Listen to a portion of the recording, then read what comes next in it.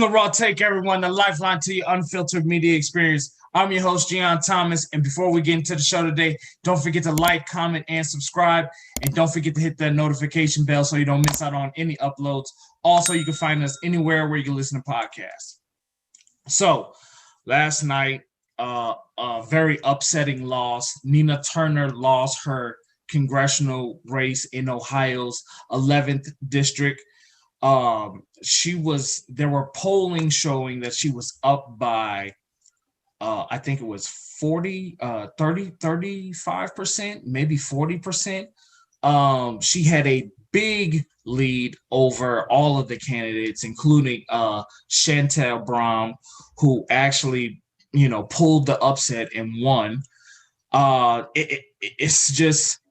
It's amazing how this race ultimately played out. It's crazy how it ultimately played out.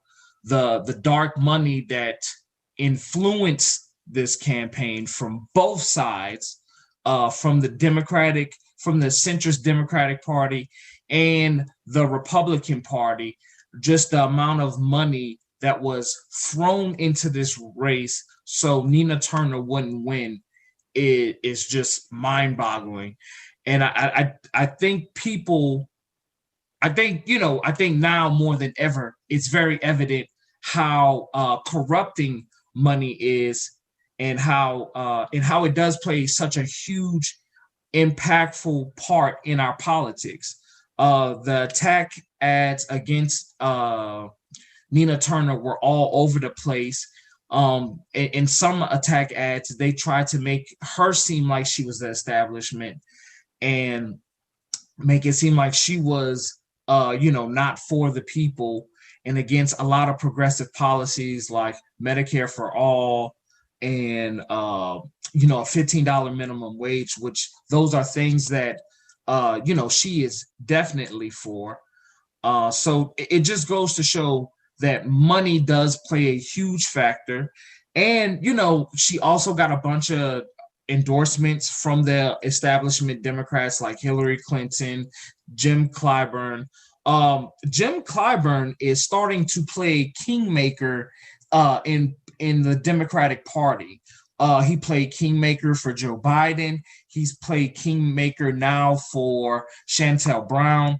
And I think he is someone that we need to definitely keep our eyes on, because this guy is going around the country getting rid of progressive candidates or progressive movements. He's literally stomping them out. And but here on the show, we like to talk about solutions. We like to talk about things that Nina could have done to possibly turn this around and keep that momentum that she had. Not saying that she did not do any of these things, because the internal reporting is not quite all the way out. But I did find some reporting from the 2020 election that just happened, and I think it showed some very interesting points that I think carried over into this race.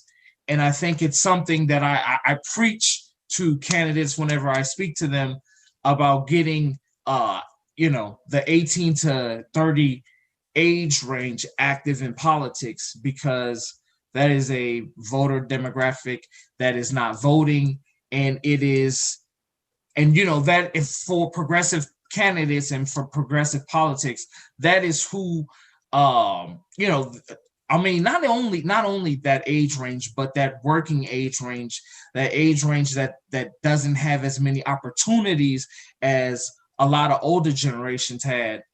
That is our base. And if you do not get your messaging out to these people, if you do not activate these people, if you do not rally these people to vote or get to the polls, it won't work. And I think that was a big part of Nina Turner's race. I believe that she did. I think she did a lot. And I know she's a very powerful speaker. She had Cornel West come out there and speak. She had even AOC which are on the progressive left, those are very big, heavy hitters. And I think, you're going to, you're going to generate a lot of national momentum, but within the local party of Ohio, do those names really count? Do those names go as far? And she even had local politicians, local activists in the area support her, which, it's a little crazy, when you even have that support on the back end and you still don't win. And I just think that just also further goes to show how much money played a big part in this. But still, I've come up with the top 6 ways that Nina Turner could have possibly turned this around. Just some things that I like, because I work as a political strategist, and this is free game for other political strategists, for candidates. What I'm about to give y'all here is really this is free knowledge right here, and it's just something to help progressive candidates, because I do definitely believe that we do need help. We do kind of need a guidebook to winning. And I think me sitting, I've worked on a couple of campaigns, and just learning from every defeat, every close, partial win. You have to take and pick up piece by piece and see what worked and see what did not work. And I just believe if you do just a couple of these things, it'll get you across the finish line. So let's I'm gonna pull up a solution box, which is gonna be around here somewhere. And like I said, this is the top 6 ways that Nina Turner could have swung the pendulum the other way. And people might say, well, Gion, why do I have to listen to you? What do you know? I did graduate from TSU, HBCU, with a bachelor's in public affairs, a minor in pre-law. I'm also attending Harvard classes at Harvard. And I just, just from that and like my work experience, I just feel like I'm kind of creating a formula that can really honestly help us. And so, and like I said earlier in the video, the internal reporting is not all the way out with the Nina Turner campaign. That will come out, in a couple of weeks, maybe a couple of days.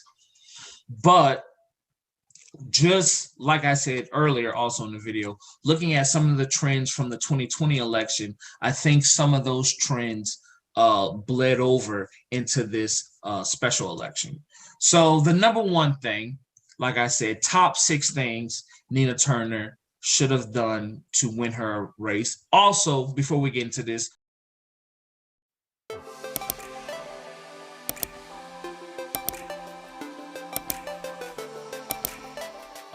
get the word out.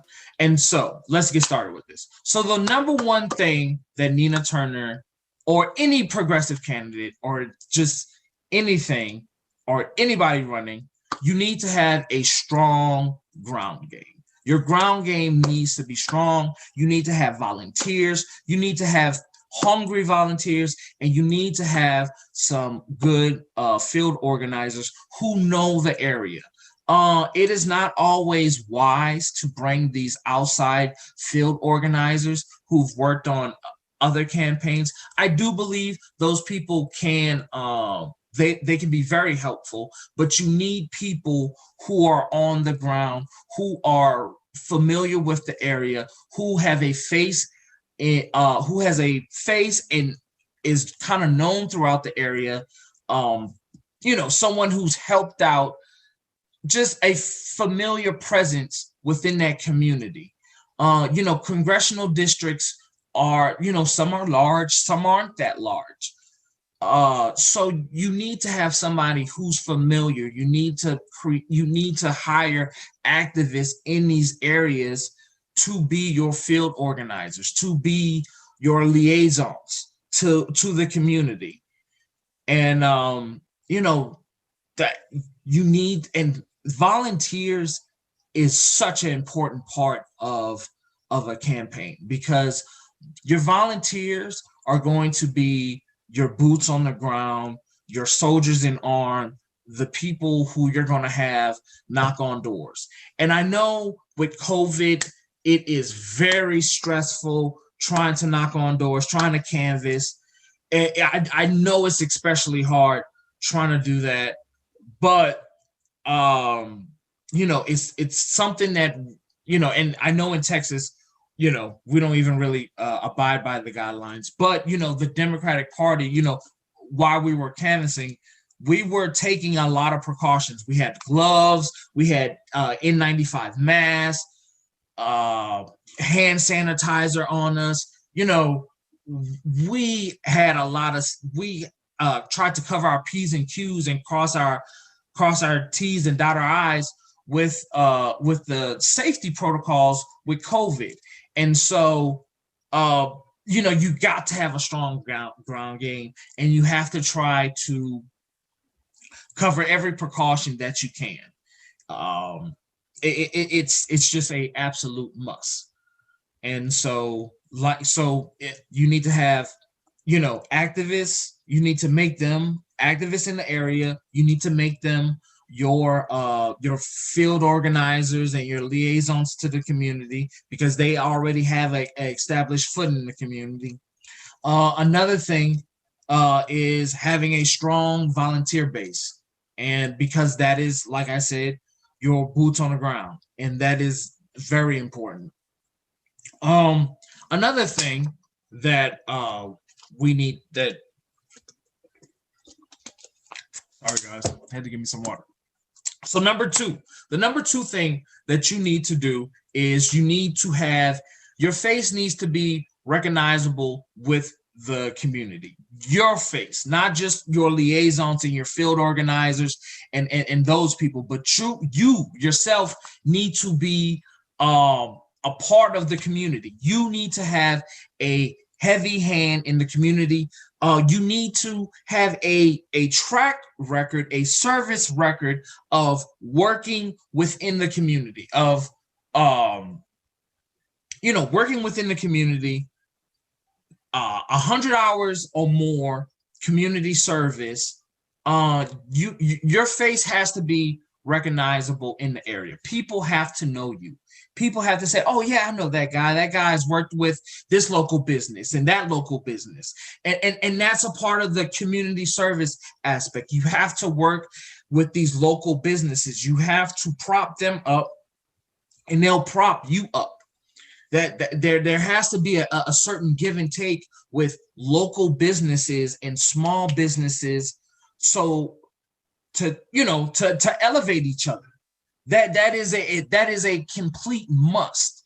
You have to work with local businesses. You have to or you have to have a face out there in the community. You have to have over 100 hours. I think maybe even for Congress, I wouldn't maybe say 1,000, but maybe 500 hours between you, yourself, and maybe like a bunch of your staff. Hell, I even if you got your whole volunteer base, your and all of those people, then I say try and make it 1,000 hours. Have your campaign be a force in that area, doing stuff, giving out food to the needy, doing pantry drives and clothes drives and things of that matter. Sorry, guys. You have to bring that aspect, that community aspect, into politics. And I know Nina Turner's a fighter, but she's been on the national stage for the past 4 years. She's been all around the country, and then she came back trying to run for office. not saying that she didn't, not saying that she wasn't electable, because she was, she did serve in the Ohio State, she did serve in the Ohio State legislation, but you can't be that removed. I think that was a couple of years ago. You can't be like that removed, 4 years or more removed, out there on the national stage, and then coming back trying to, just trying to run for office. I mean, sometimes it works, but sometimes it doesn't work. And so that's why you have to have a huge face in the community. Why she was like campaigning, she should have had her staffers doing these huge donation drives, these huge, like, doing for the community, showing like even though I'm not elected, look at what I'm doing right now. So just think about what happens when I do get elected. And so number 3, and I know I'm gonna probably catch a lot of flack for this one, but we don't have a third party yet. We do not have a third party yet. So we still have to run within the Democratic Party. And I know we have groups like we have organizations like the People's Party and things like that, and the Green Party. We do have those third party options, but that's going to take a while to to get them up and going and properly winning elections. In the meantime and in between time, we have to run as Democrats, and we have to infiltrate and take over the Democratic Party. And Shantel Brown, I think she was a precinct chair. She served on the city council. She had a voter base. She had a voter block. And those people were following her. And she was, I'm pretty sure she was heavily involved in the Democratic organizations. She was heavily involved with them. She had a face in those groups. That matters. That counts, because those people know other people. Those people know business people, and then they talk, and it's a web. And I know a lot of people don't like the backdoor aspect of politics, but this isn't necessarily that much of a backdoor, because anybody can get into these Democratic organizations. You just have to look for them. You just have to find them. And running as an outsider is good, but you have to be, you still have to, within being an outsider, you still have to be an insider. And that does not mean finagling on your policy beliefs. Never do that. Still run on that. But you have to bring those policy beliefs into these different Democratic organizations. That's the only way we're going to change them from the inside out. You have to have a presence in those groups. It is highly important, because all politics are local. All politics are local. And if you don't have a face in those different organizations, then you're just seen as someone just trying to run for clout and just trying to, even though Shontel Brown is a horrible candidate and who was basically money laundering money to her boyfriend using government contracts. Now, first of all, how, and I know Nina Turner did put out a message on that, a campaign ad on that, but that needed to be blown up everywhere. That should have been like, that message should have been like just pushed out there, like this person is corrupt, this person is misusing funds. But still, you have to,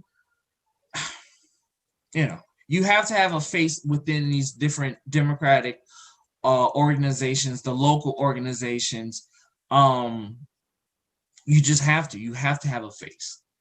And so the fourth thing, and which I think is very crucial, especially to progressive candidates, outsider candidates. You have to register and create your own voter base. Nina Turner should have been out there having voter drives while she was like in tandem with you working with the community and you doing community service. You need to be holding voter registrations. You need to register people to vote. You need to go to where the young people are at, because that was one of the trends in 2020. The young people were not voting. You have to get that 18 to 30 range out there to vote. That is your voting block. That is your base. You get those people to vote, every progressive candidate, every Democratic candidate, they will win. And so let's look at this. I want to pull up this. And so let's look at this graph real quick. So this is an age distribution comparison. So this blue line, see, we have 18, we have 20 basically to 100, basically 18, I think, if you was to go all the way up to 100, you know, people, this is the age range, this is the percentages, and this is the different elections. The different colors are the different elections. So let's look at 2020. The 2020 primary. Look at this. Look at this is the young people. They're not voting. The young people are not voting. And look at 60 and above. Look at this. Highest voter turnout. You know, this is the age group that, you know, this age group is still stuck in the mindset of vote blue no matter who. They are still in this mindset of they are still in that mindset. They are, you know, any Democrat is better than any outsider, or, you know, they have that kind of mindset. They don't understand our age demographic. They don't understand what makes us tick. They don't understand us. They do not. And so you have these people voting. You have these people voting in large numbers, making decisions for these people, for the young people, for the people the economy's not working for. And then you want to know why you lose.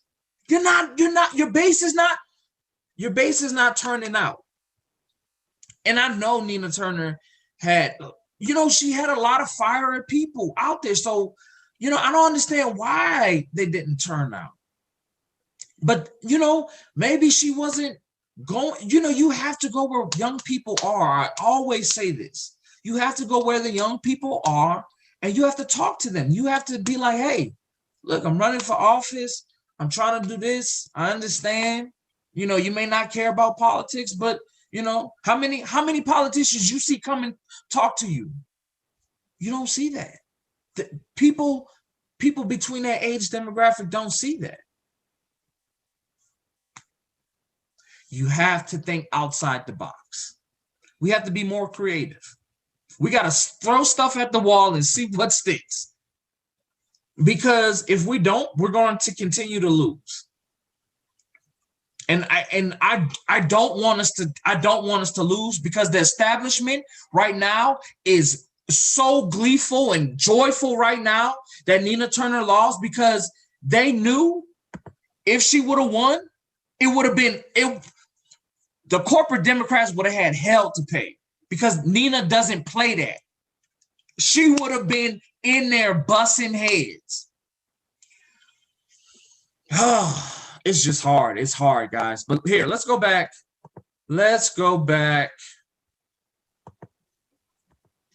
to the solution box.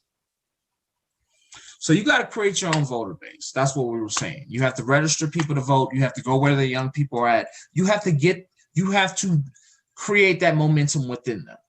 You have to make your case to them. You have to go where they are at. They're not going to follow You have to go to them and you have to energize them. And I'm not even saying Nina didn't do that, but you have to think outside the box. We got to start going to bars and clubs and stuff and somehow try and get a message, maybe before, maybe, host little events, like stuff like that.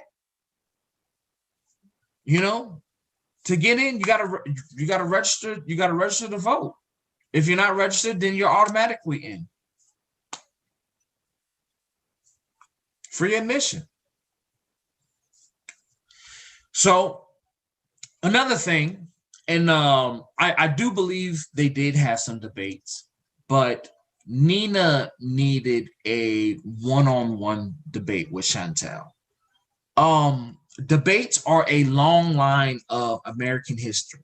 It is the battle of ideas on a platform. It is the closest thing you will get to two politicians duking it out, and that's debates. And she needed to have a one-on-one debate with Shontel Brown so they can have the ideas out there and the people can see, like the people can hear them and see them for what they truly are and hold people accountable. And you need a debate to be held by a third party entity, because you don't want Democrats or Republicans to even host it, because they're going to frame questions in a way that is very damaging and to progressive ideas. So, she needed to do a one-on-one debate with her. She has to. That should have been one of the number one things. You have to debate your opponent. You have to put them on the hot seat. You have to put their ideas on the hot seat, and you have to call them out to their faces. And a lot of people will be like, "Oh, that's dirty," but no, it's not dirty. It's a part of politics, and people like blood sports. People like people to go at it. So you got to give the people what you want. You got to go up there, and she could have tore her down on so many things. I mean, hell, just the money laundering thing alone, or the alleged money laundering. That's what we'll say, alleged. But I mean, the proof is in the pudding. She was giving money to her boyfriend and giving her boyfriend government contracts. What? Ohio, people of the 11th congressional district, what are you doing? What are you doing, people? You put in this corrupt person, and then in a couple of years, oh yeah, Shantel Brown, she's not doing nothing for the people. She's, that's just asinine. But you have to debate your opponent. And I know they had a couple of panel debates, but you have to do. I mean, CNN should have. I mean, no, not CNN, but you gotta get it out there. CNN should have hosted with somebody else, with like TYT or some leftist group online, maybe Raw Take, to host a debate, to ask progressive questions, or to ask just the real questions and not give softball fluff questions. Debates are very prominent. We need more debates. We need more politicians debating their opponents so we can have these battle of ideas. I know a lot of people will say, "Oh, that's not enough," but I think in the campaigning aspect, that's what's needed. That's very important. And so, like we've been kind of mentioning all throughout this video, focusing on the 18 to 30 age range. That age range is crucial. You have to focus on them. You have to get them energized to vote. You have to do text reminders. You have to do, voter engagements, political block parties, getting people out there to vote. going to, like I said before, going to where young people are holding voter registrations. You have to create your own voter block. That is the key to winning. Progressives, that is the key to winning these races. Is having our own demographic, and that our own demographic being the age demographic of 18 to 30, and getting them out to vote. That is what we need to do. If we do not do that, we will continue to lose. If we do that, we will be almost guaranteed to win. Minus the, even though, there's such a large money, a dark money influence. And, another thing that we have to understand with Nina Turner's race was Nina Turner had establishment Democrats after her and Republicans after her. I think some Republican gave $2 million to Shantel Brown against Nina Turner's campaign. That's a lot. But you got to understand, every time some establishment, like Jim Clyburn or Hillary Clinton, whenever they endorsed Shantel Brown, Nina Turner had a big fundraising day. So it's just how you use this money. You have to use this money to put back. I'm gonna have to look that up, but you got to use that money to help out the community. And, you can do that in an assortment of ways. I've named plenty of them throughout the video. But that's our show, guys. Don't forget to like, comment, and subscribe. Hit that notification bell so you don't miss out on any uploads. Share this video. If you know somebody who's running for office, share this to them. Let them watch it. Let them analyze it for themselves. Maybe they'll like what I say. Maybe they won't like what I say. But from what I'm finding and from the research I've done, this is like very crucial to getting progressive candidates elected.